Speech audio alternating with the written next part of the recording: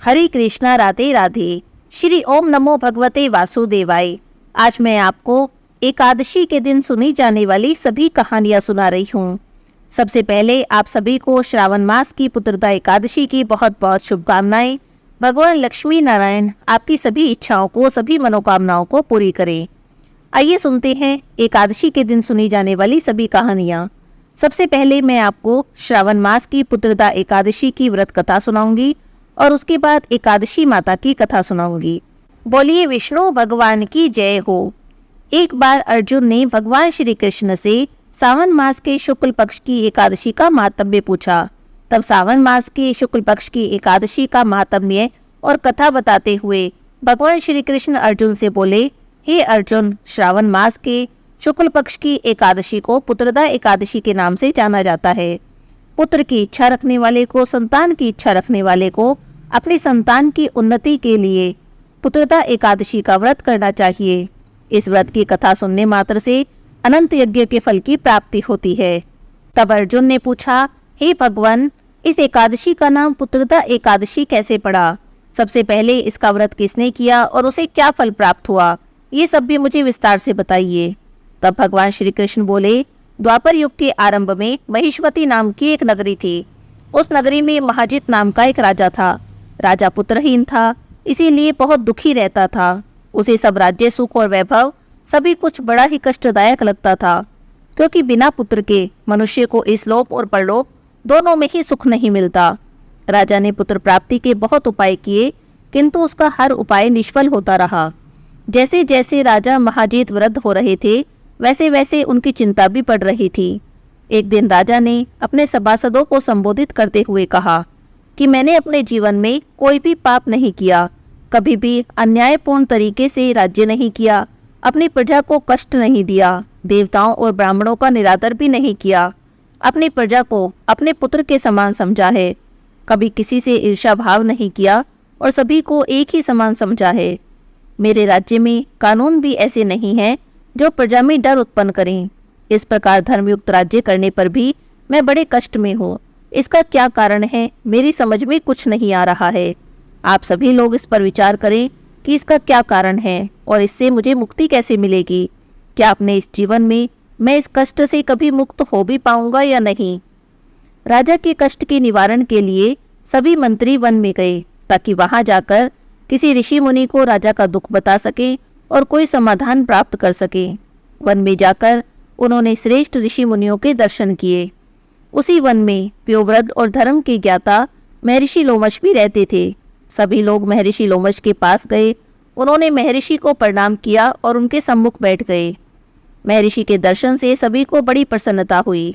उन्होंने सभी ने महर्षि लोमश से प्रार्थना की कि हे देव, हमारे अहोभाग्य हैं, हमें आपके दर्शनों का सौभाग्य प्राप्त हुआ। मंत्री की बातें सुनकर लोमश ऋषि बोले, हे मंत्रीवर, आप लोगों की विनम्रता और सद्व्यवहार से मैं बहुत प्रसन्न हूँ। आप मुझे अपने आने का कारण बताइए। मैं आपके कार्य को अपने सामर्थ्य के अनुसार अवश्य ही करूँगा, क्योंकि हमारा शरीर परोपकार के लिए ही बना है। लोमश ऋषि के वचन सुनकर मंत्री कहने लगे, हे ऋषिवर, आप हमारी बातों को जानने में ब्रह्मा जी से भी ज़्यादा समर्थ हैं, अतः आप हमारे संदेह को दूर कीजिए।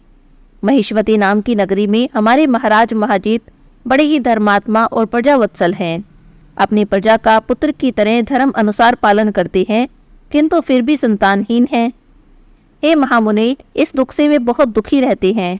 हम उनकी प्रजा हैं और हम भी उनके दुख से दुखी रहते हैं, क्योंकि प्रजा का कर्तव्य है कि राजा के सुख में सुख माने और दुख में दुख माने।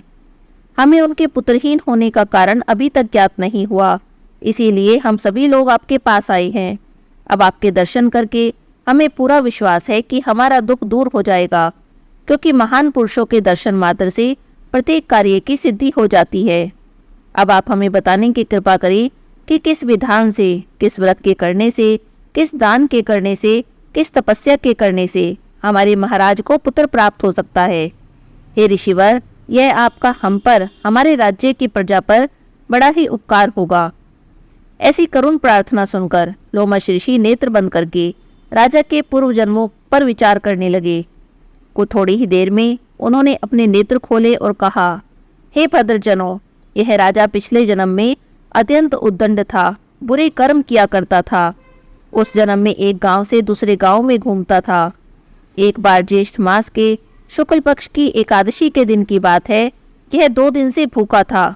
दोपहर के समय एक जलाशय पर जल पीने गया। उस स्थान पर उस समय ब्याई हुई एक गाय जल पी रही थी। राजा ने उसको जल नहीं पीने दिया और प्यासी ही भगा दिया और खुद जल पीने लगा। हे श्रेष्ठ पुरुषों, इसीलिए राजा को इतने कष्ट भोगने पड़ रहे हैं। एकादशी के दिन भूखा रहने का फल हुआ कि इस जन्म में राजा है और प्यासी गाय को जलाशय से भगाने के कारण पुत्रहीन है। कारण जानकर सभी सभासद प्रार्थना करने लगे, हे ऋषिवर, शास्त्रों में वर्णित है कि पुण्य करने से पाप नष्ट हो जाते हैं, अतः कृपा करके आप हमें कोई ऐसा उपाय बताइए जिससे हमारे राजा के पहले जन्म के सभी पाप नष्ट हो जाएं और उन्हें पुत्र की प्राप्ति हो। सभासदों की बात सुनकर लोमश ऋषि कहने लगे, हे श्रेष्ठ पुरुषों, यदि तुम सब श्रावण मास के शुक्ल पक्ष की पुत्रदा एकादशी का व्रत करो, रात्रि जागरण करो और अपने उस व्रत का फल राजा के निमित्त कर दो, तो तुम्हारे राजा के यहाँ पुत्र उत्पन्न होगा और राजा के सभी कष्टों का नाश हो जाएगा। उपाय को जानकर मंत्री सहित सभी ने महर्षि को धन्यवाद दिया और उनका आशीर्वाद लेकर अपने राज्य में लौट आए। उन सब ने लोमश ऋषि के कहने के अनुसार पुत्रदा एकादशी का विधान पूर्वक उपवास किया। द्वादशी को उसका फल राजा को दे दिया। इस पुण्य के प्रभाव से रानी ने गर्भ धारण किया और 9 माह बाद एक अत्यंत तेजस्वी पुत्र को जन्म दिया। इसीलिए इस एकादशी का नाम पुत्रदा एकादशी पड़ा।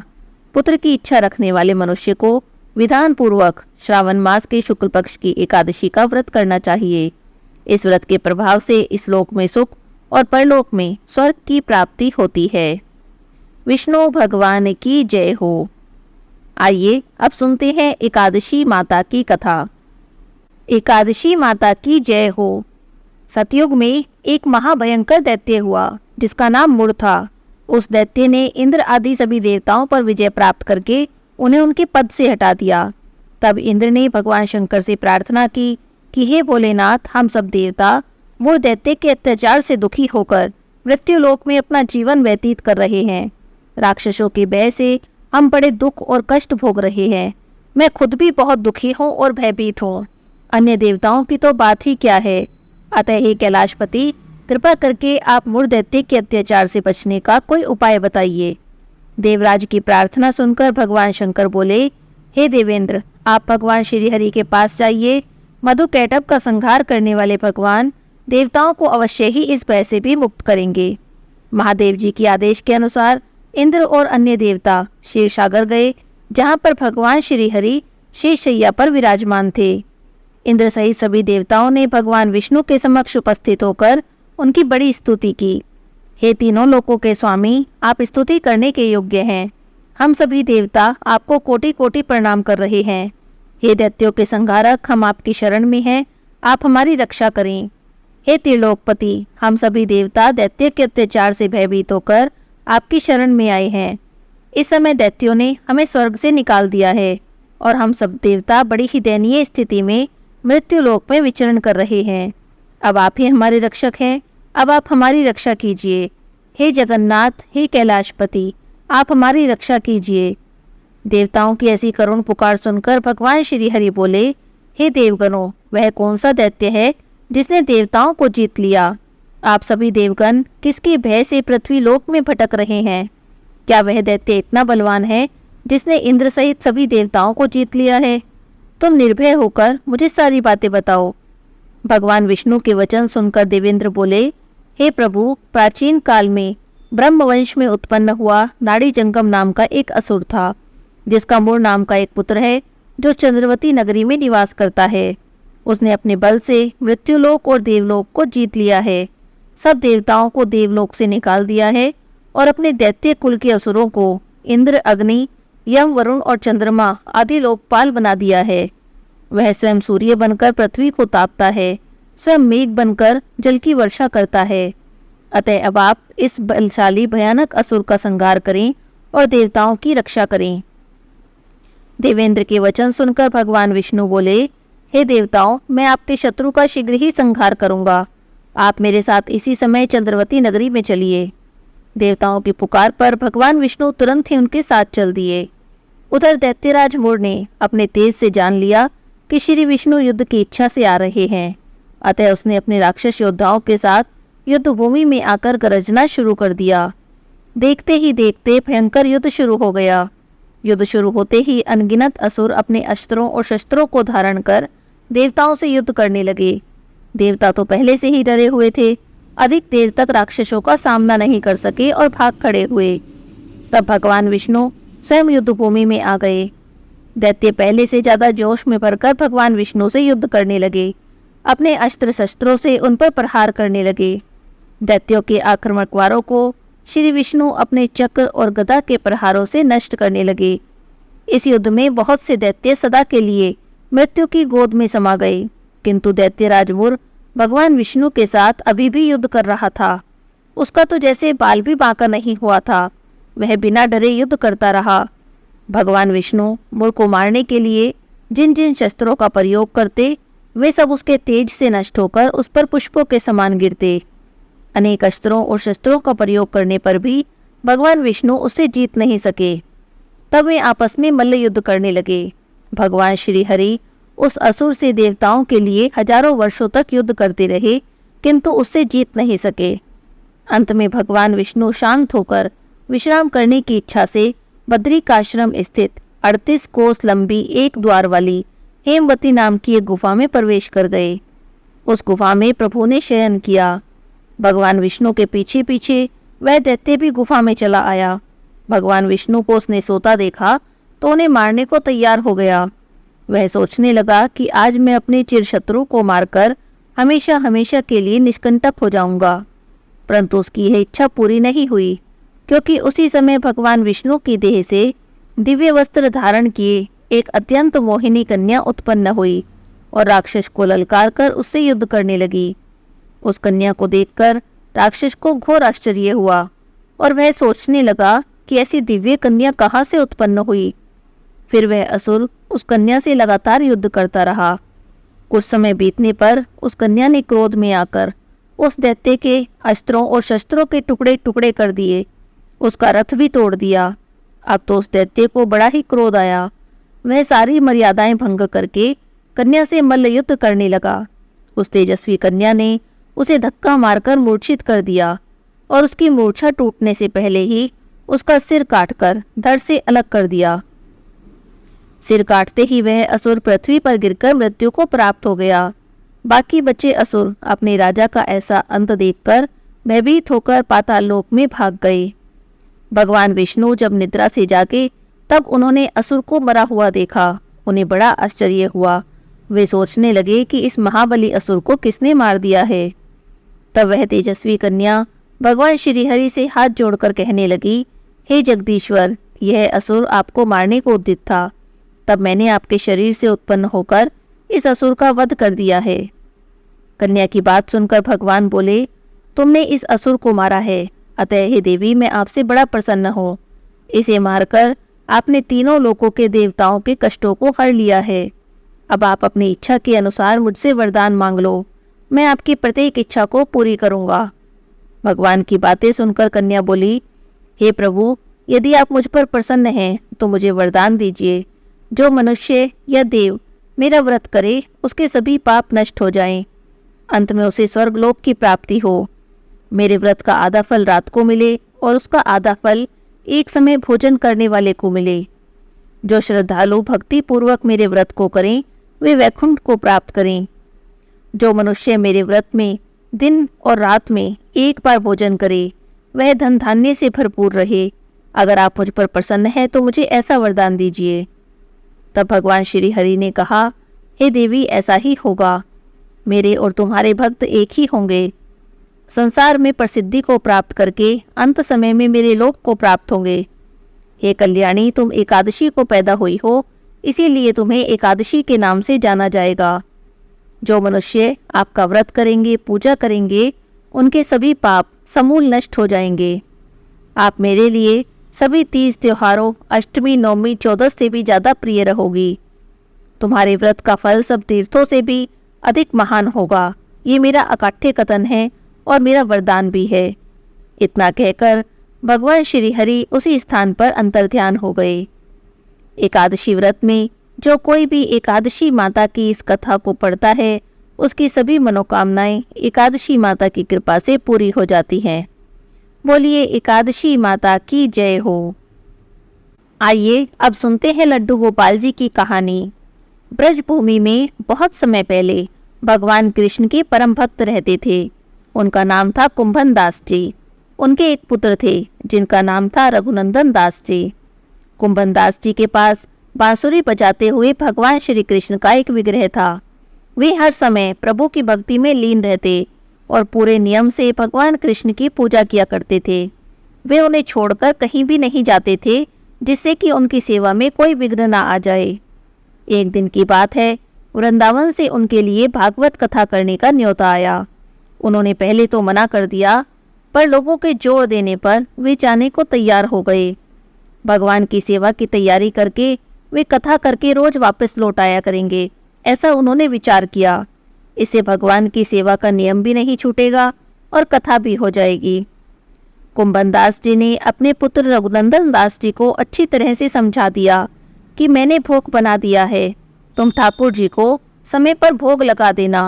और ऐसा कहकर वे कथा के लिए चले गए। रघुनंदन दास जी दोपहर के समय जब भोग का समय हुआ, तब भोजन की थाली ठाकुर जी के सामने रखकर बैठ गए और सरल मन से आग्रह करने लगे कि आओ ठाकुर जी भोग लगाओ। उनके तो बाल मन में छवि थी कि ठाकुर जी आएंगे और अपने हाथों से भोजन करेंगे जैसे कि हम खाते हैं। ऐसा सोचकर रघुनंदन दास जी ने बार बार आग्रह किया, लेकिन भोजन तो वैसे के वैसा ही रखा था। रघुनंदन दास जी उदास हो गए। रोते रोते ठाकुर जी को पुकारने लगे, आओ ठाकुर जी भोग लगा लो। रघुनंदन दास जी को इस तरह से रोता देखकर ठाकुर जी का मन बड़ा ही दुखी हुआ। ठाकुर जी ने एक बालक का रूप धारण किया और सामने आकर भोजन करने बैठ गए। अब रघुनंदन दास जी बड़े प्रसन्न हो गए। शाम हुई, कुंभन दास जी कथा करके लौटे तो आकर पूछने लगे, बेटा तुमने भोग लगा दिया था? तब रघुनंदन दास जी ने कहा, हाँ जी मैंने लगा दिया था। तब कुंभन दास जी ने कहा, लाओ थोड़ा सा प्रसाद मुझे भी दे दो। तो बेटे ने कहा कि ठाकुर जी ने तो सारा भोजन खा लिया है। कुंभन दास जी ने सोचा कि बालक है, भूख लगी होगी तो उसने खुद खा लिया होगा। अगले दिन गए तो फिर से भोग बना गए और रघुनंदन दास जी से कह गए कि समय पर भोग लगा देना। रघुनंदन दास जी पहले दिन की तरह ही भोजन की थाली लेकर बैठ गए और ठाकुर जी को पुकारा। ठाकुर जी ने सोचा अगर नहीं गया तो बालक रोने लगेगा, तो उन्होंने झट से एक बालक का रूप बनाया और आकर भोजन करने लगे। शाम को कुंभन दास जी आए और फिर से प्रसाद मांगा तो उन्होंने कह दिया कि ठाकुर जी ने सारा भोजन खा लिया है। अब तो कुंभन दास जी हैरान हो गए। उन्होंने सोचा कोई बात नहीं, बालक झूठ क्यों बोलेगा, भूख लगी होगी तो खा लिया होगा। अब तो रोज का नियम हो गया। कुंभन दास जी भोग बनाकर जाते और रघुनंदन दास जी ठाकुर जी को भोग लगाते। आकर प्रसाद मांगते तो एक ही जवाब मिलता कि ठाकुर जी ने सारा भोजन खा लिया है। अब तो कुंभन दास जी को लगने लगा कि उनका पुत्र झूठ बोलने लगा है। लेकिन पुत्र झूठ क्यों बोल रहा है, इसका कारण क्या है, मुझे पता करना चाहिए। ऐसा सोचकर उन्होंने लड्डू बनाकर थाली में सजा दिए और रघुनंदन दास जी से कहा, बेटा मैं कथा करने जा रहा हूँ, ठाकुर जी को समय पर भोग लगा देना। सुनकर रघुनंदन दास जी ने हाँ कर दी। कुंभन दास जी चले गए। दोपहर का समय हुआ, भोग का समय हुआ तो रघुनंदन दास जी थाली लेकर सामने बैठे और रोज की तरह ठाकुर जी को पुकारा। ठाकुर जी बालक के रूप में प्रकट होकर लड्डू खाने लगे। कुंभन दास जी पर्दे के पीछे छुपकर सारी घटना देख रहे थे। जैसे ही ठाकुर जी बालक के रूप में लड्डू खाने लगे, कुंभन दास जी दौड़ते हुए आए और प्रभु के चरणों में गिर गए। प्रभु की लीला तो देखिए, एक हाथ में लड्डू, दूसरा हाथ लड्डू लेकर मुख में जाने को था।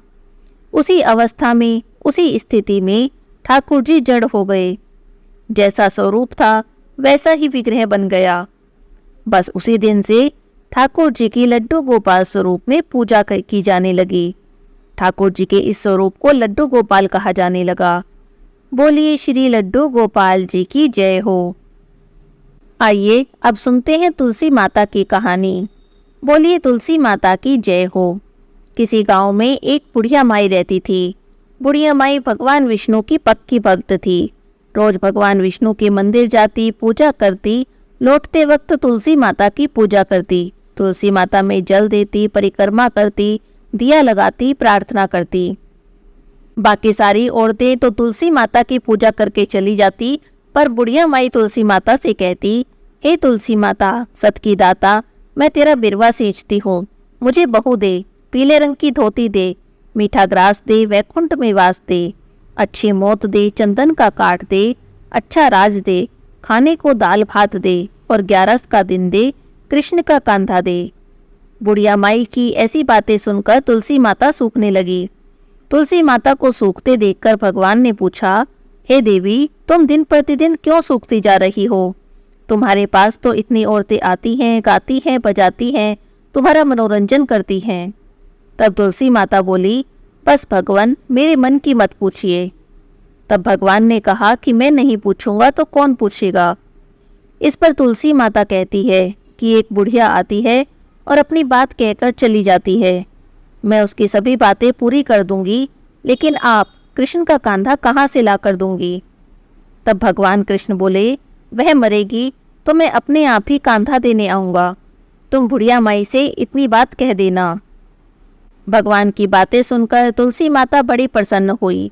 एक दिन की बात है, बुढ़िया माई मंदिर से पूजा पाठ करके वापस लौट रही थी कि रास्ते में ठोकर लगी और गिर पड़ी। गिरते ही बुढ़िया माई के प्राण निकल गए। बुढ़िया माई को गिरा देखकर सभी लोग इकट्ठे हुए और बुढ़िया माई को उठाने लगे, लेकिन बुढ़िया माई इतनी भारी हो गई कि किसी से भी उठी नहीं। तब सभी लोग आपस में चर्चा करने लगे कि बुढ़िया माई तो बड़ी संस्कारी थी, बहुत पूजा पाठ करती थी, फिर ऐसा कौन सा पाप किया है कि इतनी भारी हो गई। तभी बूढ़े ब्राह्मण के वेश में भगवान आए और कहने लगे, इतनी भीड़ क्यों लगा रखी है? तो सब गांव वाले बोले, एक बुढ़िया मर गई है, इतनी पापिन थी कि उसकी अर्थी भी नहीं उठ रही है, बहुत भारी हो गई है। तब भगवान बोले कि मुझे इसके कान में कुछ कहने दो, ये उठ जाएगी। तब सभी लोग हंसने लगे कि हम सब ने अपने मन की कर ली, जा तू भी अपने मन की कर ले। भगवान बुढ़िया माई के पास गए और कान में कहने लगे, ले माई, तू भी अपने मन की कर ले, पीताम्बर की धोती ले, मीठा ग्रास ले, वैकुंठ में वास ले, चटके की चाल ले, चंदन का काठ ले, झालर की झनकार ले, दाल भात का जिम्मन ले, और कृष्ण का कांधा ले। भगवान की बातें सुनकर बुढ़िया माई हल्की हो गई। भगवान अपने कंधे पर ले गए। बुढ़िया माई को मुक्ति मिल गई और वह वैकुंठ चली गई। हे तुलसी माता, जैसे आपने बुढ़िया माई की मनोकामना पूरी की, वैसे ही सबकी मनोकामना पूरी करना। जैसे बुढ़िया माई को भगवान कृष्ण का साथ मिला, ऐसे ही सबको भगवान श्री कृष्ण का साथ मिले। बोलिए तुलसी माता की जय हो। आइए अब सुनते हैं तपसी लपसी की कहानी। एक तपसी था, एक लपसी था। तपसी भगवान की तपस्या करता था। लपसी रोज 1.25 सेर की लापसी बनाता, घंटी बजाता और भगवान को भोग लगाकर जीम लेता। एक दिन दोनों आपस में लड़ने लगे। तपसी बोला कि मैं बड़ा हूँ, लपसी बोला कि मैं बड़ा हूँ। तपसी ने कहा कि मैं भगवान की तपस्या करता हूँ, इसीलिए मैं बड़ा हूँ। लपसी बोला, मैं 1.25 सेर की लापसी का रोज भोग लगाता हूँ, इसीलिए मैं बड़ा हूँ। अभी वे दोनों लड़ ही रहे थे कि नारद जी वहाँ से जा रहे थे। दोनों को लड़ता देखकर पूछने लगे कि तुम क्यों लड़ रहे हो। तब तपसी ने खुद को और लपसी ने अपने आप को बड़ा बताया। तब नारद जी कहने लगे, तुम लोग लड़ो मत, तुम्हारा फैसला मैं कर दूंगा। दोनों खुश हो गए। अगले दिन तपसी और लपसी नदी से नहाकर वापस आ रहे थे तो नारद जी ने दोनों के रास्ते में 1.25 करोड़ की अंगूठी गिरा दी। इस तरह से गिराई कि उन्हें लगा किसी की गिर गई है। तपसी ने अंगूठी देखी तो उसे लालच आ गया। उसने अंगूठी उठा ली, तपस्या करने बैठा तो गोटे के नीचे दबा ली। मन ही मन सोचने लगा कि अब तो मैं लपसी की सारी हेकड़ी निकाल दूंगा। बड़ी महंगी अंगूठी लगती है, बेचूंगा तो बहुत धन मिलेगा। उस धन से बहुत बड़ा यज्ञ करूंगा और अपने आप को बड़ा साबित कर दूंगा। उधर लपसी ने अंगूठी देखी तो सोचने लगा, अरे पता नहीं किसकी अंगूठी गिर गई है, बड़ी महंगी लगती है। लेकिन उसने अंगूठी को हाथ भी नहीं लगाया। वह सोचने लगा, बड़ी महंगी अंगूठी है, किसी ने मेरे पास देख ली तो मेरे तो जान के लाले पड़ जाएंगे। ऐसा सोचकर आगे निकल गया। रोज की तरह सवा सेर की लापसी बनाई, घंटी बजाई, भगवान को भोग लगाया और चीम लिया। थोड़ी देर में नारद जी आए तो दोनों कहने लगे, बताइए नारद जी, हम दोनों में से कौन बड़ा है। तब नारद जी ने दोनों से कहा कि खड़े हो जाओ। तपसी और लपसी दोनों खड़े हो गए। खड़े होते ही तपसी के अंगोडे के नीचे से अंगूठी निकली। तब नारद जी कहने लगे कि इतनी तपस्या करके भी तेरी चोरी करने की आदत नहीं गई, तेरा मन का लालच नहीं गया। तेरे से तो लपसी ही बड़ा है। जा, अब तुझे तेरी तपस्या का कोई भी फल नहीं मिलेगा। तपसी यह सुनकर बड़ा शर्मिंदा हुआ और रोने लगा। रोते रोते नारद जी के चरणों में गिर गया और कहने लगा, नहीं महाराज, ऐसा मत करो, मुझ पर दया करो, बताओ मेरी तपस्या का फल कैसे मिलेगा।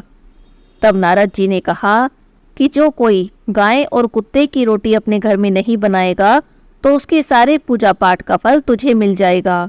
ब्राह्मण को जिमा कर दक्षिणा नहीं देगा तब उसकी सारी पूजा का फल तुझे मिलेगा। दीवा जलाकर हाथ नहीं जोड़ेगा, दिए से दिया जलाएगा तो उसकी तपस्या का फल तुझे मिल जाएगा। साड़ी देकर उस पर दक्षिणा नहीं देगा तो उसकी तपस्या का फल तुझे मिलेगा। सारी कहानी कहकर तेरी कहानी नहीं कहेगा तो उसके सारे पूजा पाठ, सारी तपस्या का फल तुझे मिल जाएगा। ऐसा कहकर नारद जी वहां से चले गए। तभी से हर व्रत त्योहार में तपसी लपसी की कहानी सुनी जाती है। तपसी लपसी की कहानी सुने बिना किसी भी कथा कहानी का फल नहीं मिलता। बोलिए तपसी लपसी की जय हो।